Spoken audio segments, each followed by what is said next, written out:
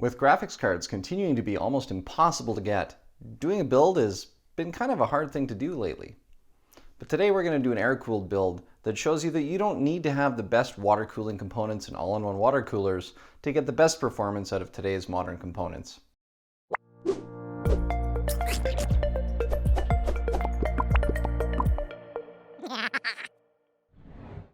So the first component that I usually go through users with to pick is the case.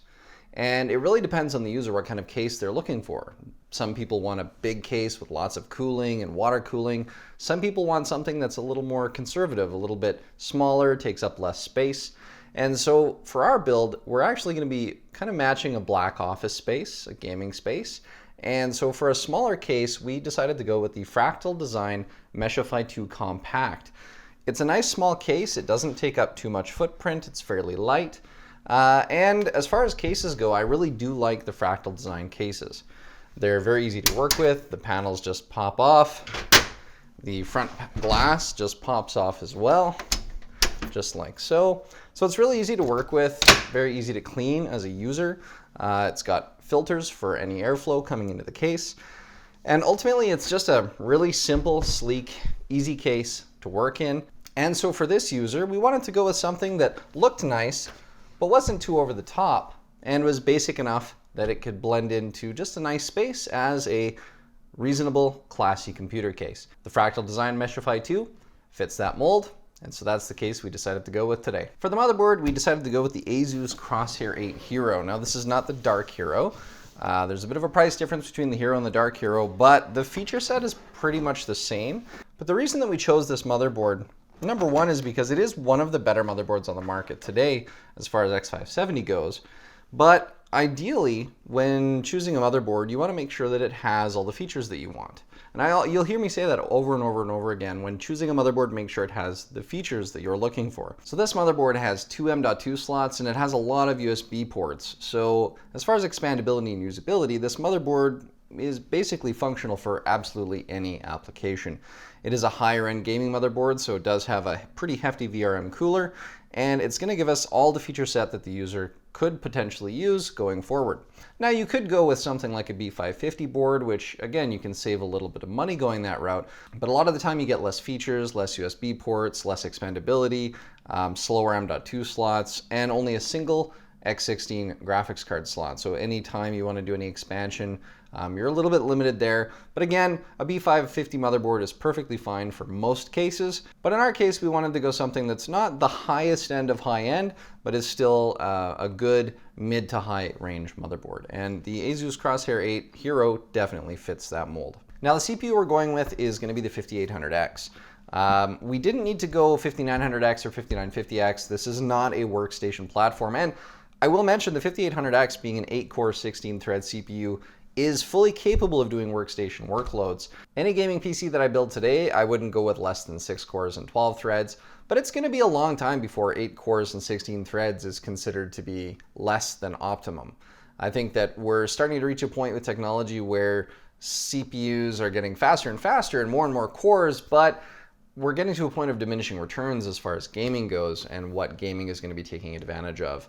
And I can say that with confidence because my 6700K, which is 4 cores and 8 threads, it still plays most games today. And at 1440p, it'll play almost any game seamlessly and smoothly, but the 6700K is still capable of playing almost any game made today, with the exception of some of the really high-end ultra AAA titles. So these 8-core CPUs, like the 5800X, these are going to be a good staple for gaming for a long time, without the need or desired upgrade for quite a while. For the RAM, we're going to be putting in a G.SKILL Ripjaws kit that's on the QVL list for the motherboard.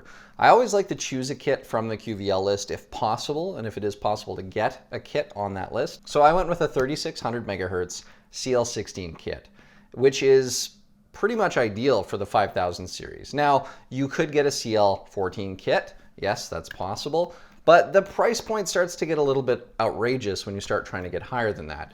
This particular kit from G.SKILL is 32 gigabytes, which is more than enough RAM for any game today, and it's even more than enough for things like heavy workstation loads. The average user today is going to struggle to use all 32 gigs of RAM. For our hard drive, we went with the 2 terabyte Western Digital Black SN850. I've done a lot of builds with these. I'm very happy with the performance. And you know, you could argue, well, we could go 1 terabyte and then upgrade later, or hey, there's 2 M.2 slots, do a terabyte now and then add another terabyte later. When looking at storage, buying a 2 terabyte NVMe M.2 ensures that you're not probably going to need to upgrade later. So 2 terabytes on our main operating system drive, that's also going to double as our game drive, is going to be more than sufficient for this user for the lifespan of this build. And with the feature set that we have on the motherboard, we can always add some additional hard drives later, some spinning drives for archiving or data storage purposes. But for now, this is going to be just fine. For the cooler, we're going to go with the Noctua NH-D15S Chromax Black. When it comes to air cooling, as long as the case has enough room to put a full-sized cooler, the NH-D15S has actually become kind of my go-to for almost all of my builds. I've actually been able to get better performance out of the Noctua NH-D15S than out of some of the available 360mm all-in-ones that are available on the market today. So for a no-fuss, no-muss system, not having to worry about your water pump failing, not having to worry about leaks, things like that, which are extremely rare now with all-in-ones. But for the price point, some all-in-one water coolers are hitting $200–300 Canadian now. It actually makes a lot of sense to just go with a really good air cooler that actually does compete with a 360mm all-in-one. Now, if you're thinking about doing a fully custom water loop, yeah, an air cooler is not going to be able to compete with that. But the Noctua D15S is currently my favorite cooler. For the power supply, we're going with a Seasonic Prime GX1000. Now, the graphics card is going to be a 6800 XT, which ultimately can run perfectly fine on an 850 watt system. But with new graphics cards coming out, people are kind of saying, well, they might have a 600 watt power limit. Well, if that's the case, we want to make sure that we've got some room to upgrade. With almost every single computer build that I've done in the last 20 years, it usually ends up that you do your build with the graphics card that you bought the day you did your build. And then within about 3 or 4 years, some games come out that really start to tax and slow down your system because your graphics card just can't keep up. So usually after about 3 or 4 years, people will upgrade their graphics card. And that graphics card from 3 or 4 years ago is completely blown away by the new graphics card. So you want to make sure to have enough power so that you can go through at least one graphics card upgrade or graphics card family iteration in 3 or 4 years so that you can really get the lifespan out of your computer. A well-built gaming PC should last you very easily between 5 to 7 years before really needing to buy a new one, with 1 or 2 small upgrades in between. When it comes to power supplies, I always go with something like an 80 Plus Gold. When it comes to extreme overclocking and extremely high-end components, I usually like to go with a platinum power supply that's at least 1200 watts. But for a system that is going to be just a mainstay gaming system with a good high-end graphics card and a good high-end CPU, 1000 watts is kind of the perfect spot for you to have that upgradability into the future. And the 80 Plus Gold ensures that your power efficiency and power delivery is great for the components. When it comes to power supplies, you might be able to get a really, really cheap 1000 watt power supply online, on Amazon, on Newegg, from some manufacturer that you've never heard of before.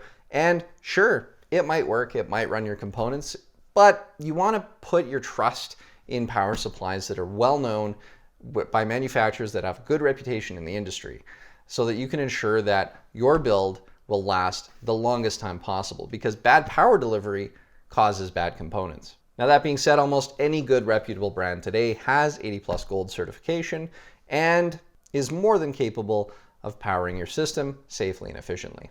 When it comes to doing builds or recommending parts for builds, I always choose components that I trust. If I don't trust the manufacturer, if I don't trust the brand, if I don't trust the components, then I won't recommend them to a client.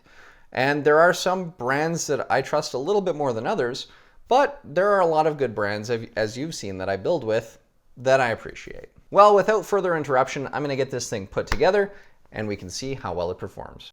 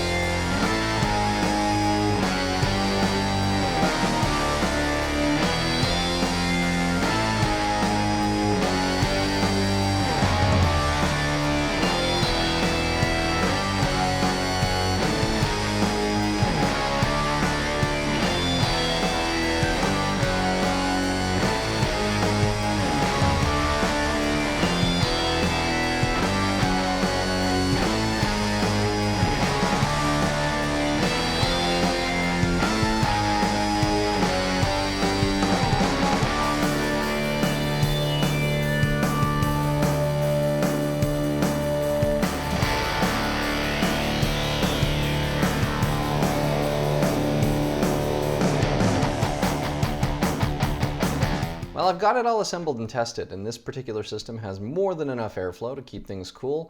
As well, it scored a 17,547 in time spy, which means it's more than capable of going head-to-head and toe-to-toe with all of the best gaming systems available today. Overall, I think the Fractal Design Meshify 2 Compact is a really nice, easy, basic-looking case, but it also adds a little bit of modern flair to what would otherwise be just a standard PC case. So if you're building a computer and you don't want the case to take up too much space, but you still want something that looks great, the Fractal Design Meshify 2 Compact gets my stamp of approval. That's it for today's video. Thanks for watching, and we'll catch you in the next one.